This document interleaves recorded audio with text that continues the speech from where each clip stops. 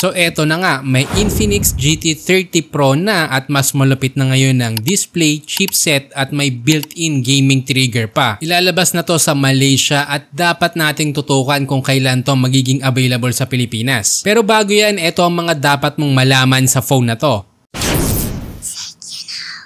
Sa display, merong 6.78-inch 1.5K AMOLED 144Hz refresh rate at 391 ppi. Well, nagkaroon dito ng improvement dahil yung dati ay Full HD lang at ngayon nga ay 1.5K AMOLED na. Kung titignan natin yung screen pati yung edges, para siyang iPhone 16 at yung paparating na Poco F7, which is para sa akin mas maganda siya kumpara sa mga curved display. Nagkaroon din ng pagbabago sa chipset dahil ngayon gumagamit na to ng Dimensity 8350. Ito din yung mga chipset ng bagong labas na smartphones ngayon tulad ng Infinix Note 50 Pro Plus at Tecno Camon 40 Premier. Pagdating sa AnTuTu score, meron na tong 1.3M na mas mabilis ng halos 39% kumpara sa GT20 Pro na meron lang 934K. Idagdag mo pa ang 8GB RAM, 256GB UFS 4.0 storage at Android 15. At dahil nga gaming phone to, meron na din tong GT trigger button o mas kilala sa tawag na shoulder trigger. May 108 megapixel main with OIS at 32 megapixel selfie shooter. Pagdating sa battery, may 5000 mAh, 45 watts fast charging at bypass charging. Sa iba pang features, may dual stereo speakers with high-res audio at IP65 dust and water resistance. Meron din tong dalawang kulay na pagpipilian. Una, ang dark flare na meron ding RGB sa likod. At yung blade white, dito isang kulay lang yung ilaw niya which is kulay white din. Para sa akin, mas trip ko yung color white kasi yung datingan niya parang nating phone. Overall, sa specs, madami siyang upgrade tulad ng display, chipset at yung trigger na malaking advantage para sa FPS games. At ang isa ko pang nagustuhan dito is yung design, lalo na yung color white kasi mas formal kumpara dun sa dating model na mukhang pambata talaga dahil nga mecha design. So ngayon, wala pa tayong balita kung kailan to ilalabas sa Pilipinas. Pero once available na, ilalagay ko sa description yung link kung saan mo to mabibili. Pagdating naman sa price, base sa research namin, mabibili mo to ng around 16K. Pero again, hindi pa yan official sa Pilipinas kaya may mga pwede pang mabago. Gumawa rin kami ng